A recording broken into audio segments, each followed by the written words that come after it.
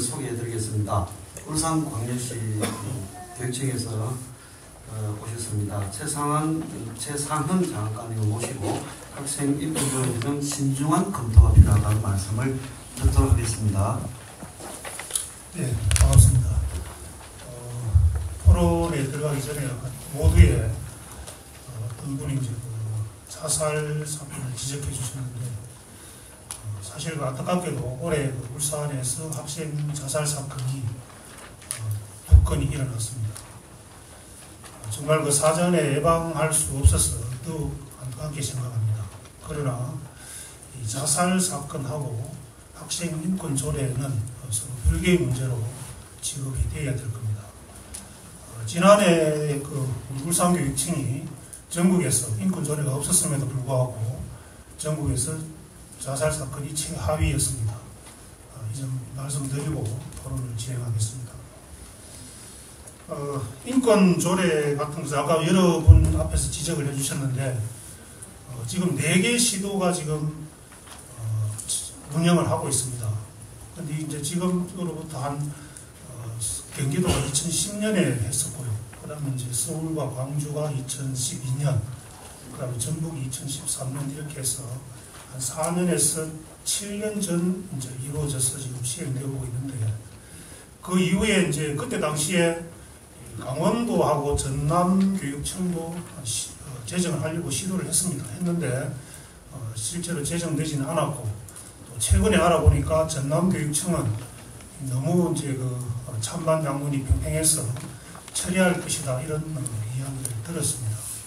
그래서 그 이후에 이렇게 이제 진행이 되지 않고 있는 것은 인권 조례가 얼마나 많은 교육계의 갈등과 모순 이런 것들이 있기 때문에 다른 17개 시도 교육청 중에서 더 이상 진행하지 않고 있다. 저는 이렇게 생각을 합니다. 그래서 물론 그 학생 인권은 중요합니다. 중요하고 저희들도 최대한 노력을 하고 협조를 하려고 하고 있습니다만은 또 이런 조례 속에 포함된 여러 가지 어떤 문제점들이 있기 때문에 저희들도 한 번 더 신중하게 검토를 해달라는 이런 부탁의 말씀을 드립니다. 조금 더 구체적으로 보면은 일단 조례에 보면 최우선적이다, 최대한 보장한다 하는 이런 것은 보편적인 인권을 나타내지는 않습니다. 아주 특수한 경우를 나타내기 때문에 저희들이 이제 말하는 것은 보편적으로 학생들이 행복하고 또 즐겁게 학교 생활을 하는데 필요한 인권은 충분히 보장되어야 하지만 너무 이렇게 극단적으로 가는 것은 옳지 않다. 맞습니다. 그런 의미가 맞습니다. 있고요. 맞습니다, 강관님. 또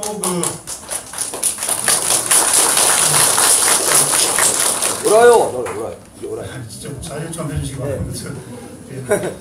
옳다니까. 미성년자이고 학생들은 아직 배우는 과정이 있기 때문에 또 너무 이 권리 쪽으로만 강조하기보다는 학생들이 어떤 권리를 주장하기 전에 제가 해야 될 책무라든지 의무나 이런 부분들도 좀 강조가 되어야 된다.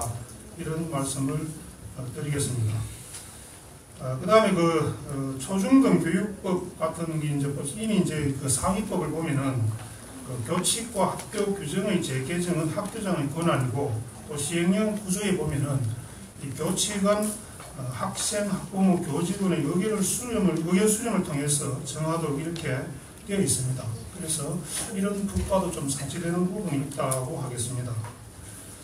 그 다음 정치적 의견이나 성적 지향, 임신과 출산 이런 부분은 굳이 초중고 학생 인권에 포함이 돼야 되는지 벌써 그게야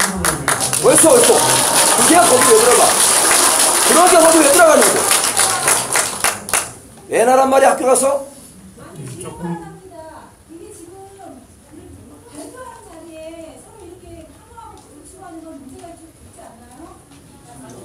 개인 의견입니다. 개인 의견 하는 거예요. 네. 좋으니까. 원활한 진행을 위해서 나중에 질의응답 시간도 있고 하기 때문에 해주시고 중간에 하면 시간이 굉장히 오래 걸립니다. 제가 계속해서 진행을 해야 되니까 좀 자제해 주십시오. 부탁드립니다. 자제하겠습니다. 그래서 그런 부분들이 이런 용어들 좀 확대해 쓰기 된다면 청소년들의 그 가치관에 상당히 혼란이 우려된다. 이렇게 말씀드리고 싶습니다. 그 다음에 그 가족 형태에 따라서 차별받지 않을 권리, 참 보면은 가족 형태에 대해서 차별, 이런 뭐 성적 지향이나 임신 출산은 좀 그 강한 의미가 있지만 가족 형태에 따라서 차별받지 않는다는 것은 굉장히 참 좋은 것 같은데, 사실 보면 학교에서 예를 하나 들어보겠습니다. 굉장히 어떤 뭐 학생이 뭐 요즘 보면 이혼율이 상당히 높지 않습니까? 그래서 한부모 가정도 많고 조성 가정도 많고 이런 가정이 많은데, 그런 가정의 학생들이 만약에 이제 좀 문제성을 좀 일으켜가지고 상담을 한다고 합시다. 여러 번 상담을 했는데도 그걸 고쳐지지 않고 있다. 그래서 한 번은 이제 불러서, 야, 너 어머니 혼자 계시는데 이거 너무 좀 어머니를 생각해서라도 고쳐야 되지 않겠니? 이런 말도 이제 못한다는 거죠.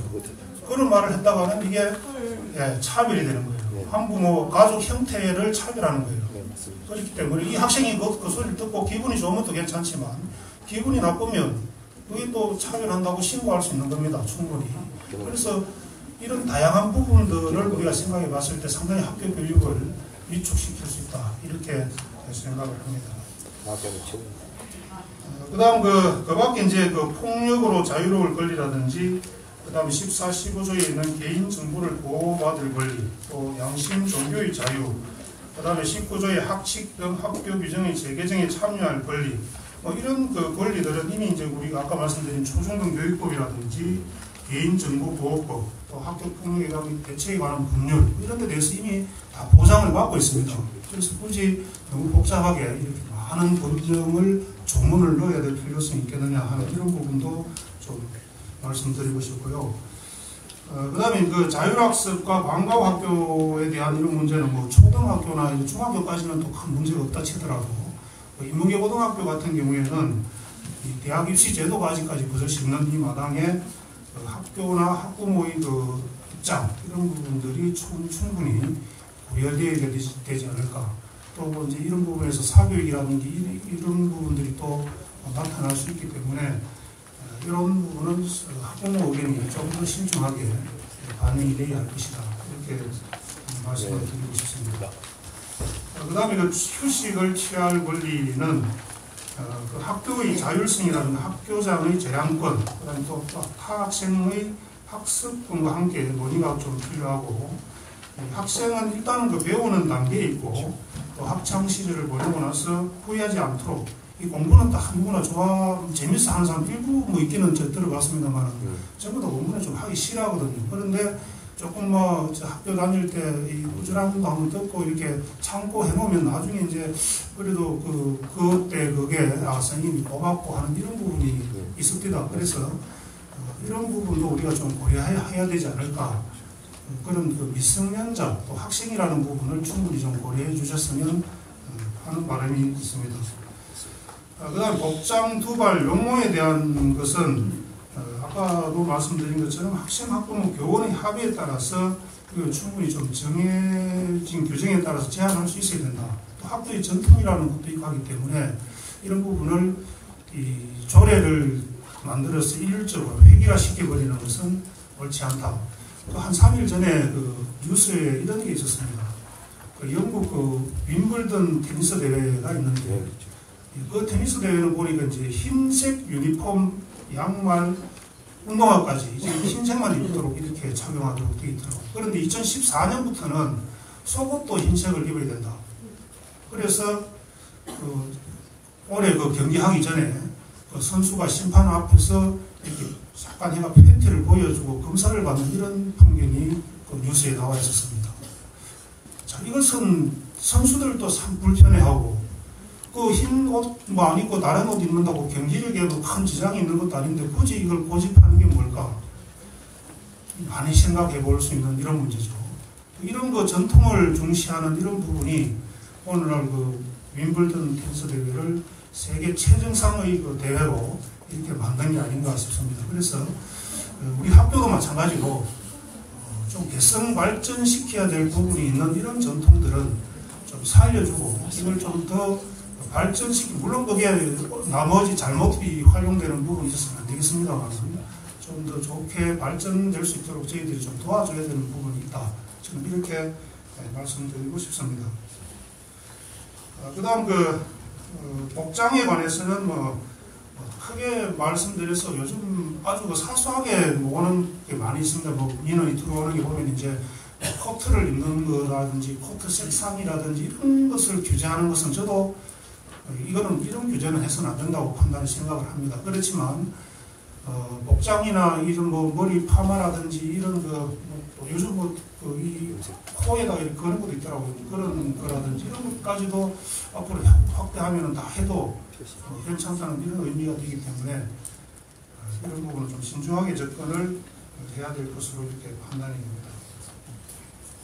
그 다음 소지품 검사와 사적 공간의 사생활 자유에 대해서 요거는 이제 기숙형 학교라는 게 또 특수 학교마다 참 다양한 게 있거든요. 학교 급비에 따라서 또 학교 유형에 따라서 이렇게 다양한 학교들이 있는데 이런 학교에서는 또 일률적으로 지정할 수 없는 이런 부분이 좀 있습니다. 그래서 이 기숙형 학교 이런 부분도 좀 별도로 생각을 좀 해서 만들어야 되지 않을까 하는 생각을 갖고 있습니다. 그 다음 자기가 원하는 인간관계를 허용하고 존중받게 한다는 이런 부분도 있는데 이것은 이제 역시 이제 마찬가지입니다. 이런 이제 부분이 있다면은 앞으로 교우 관계에 대한 어떤 생활지도 또 스토킹이나 원조 교제, 이 사회적 지탄을 받는 이런 것도 없으리라는 부분이 있거든요. 그래서 이런 부분까지도 모두 이제 또 허용을 하고 존중을 받게 된다면은 상당히 이 조례에 의해서 상당한 학교의 문란한 이런 부분이 일어날 수 있다. 그래서 감수성이 좀 예민한 학생들인 만큼 이런 유혹에 쉽게 흔들릴 수 있는 부분을 우리가 충분히 좀 고려를 해야 되겠다 하는 말씀을 드립니다. 그 다음 학교 내 집회를 자유롭게 허용하는 것은 또 다른 학생들의 학습권 침해가 될 수 있고 또 이거는 학교장이 학교에서 일어나는 이런 만큼 학교장이 허가성이 되어야 되지 이걸 자유롭게 한다는 것은 좀 문제가 있지 않느냐 하는 이런 부분도 있고요.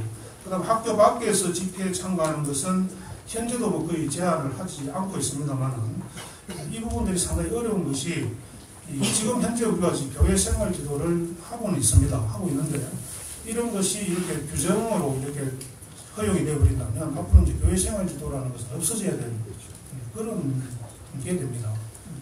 교회 심지어 지금도 교회 생활 지도 하는데 어렵지만 오히려 이런 게 만들어짐으로 해서 이제 거의 불가능하게 되는 이런 상태가 될 수도 있겠다 하는 생각이 들었습니다. 그래서 일단 모든 부분에 있어서 일단 이 대상이 아직 미성숙한 학생을 대상으로 하는 만큼 일단 교육 현장에서 권리가 있으면 책무가 따른다고 이렇게 우리가 가르치고 있습니다. 따라서 보편적으로 학생 인권은 마땅히 우리가 추구되어야 할 가치지만 너무 학생 인권만 강조가 될 경우에 교육 현장에 있는 학생뿐만 아니고 또 교직원, 학부모, 또 교사 이런 분들의 인권도 같이 인권이라고 할 수도 있고 교육권이라고 할 수도 있는데요. 이런 부분도 같이 보호가 되어야 된다고 저희들은 생각하고 있습니다. 그래서 조금 더 붙여서 말하자면 저희들이 인권을 반대한다 이런 것은 전혀 없고요. 보편적으로 우리 학생들이 행복하고 누려야 될 이런 인권은 당연히 존중되어야 되고 보장되어야 되지만 조금 더 이런 극단적인 이런 부분에 대해서는 좀 신중하게 고려를 해서 학부모의 교육권, 그 다음에 교사의 인권과 교육권 이런 부분이 균형되게 다 이렇게 갖춰져 있는 이런 안이 마련되었으면 좋겠다 하는 생각을 말씀을 드립니다. 이상입니다. 네, 수고하셨습니다.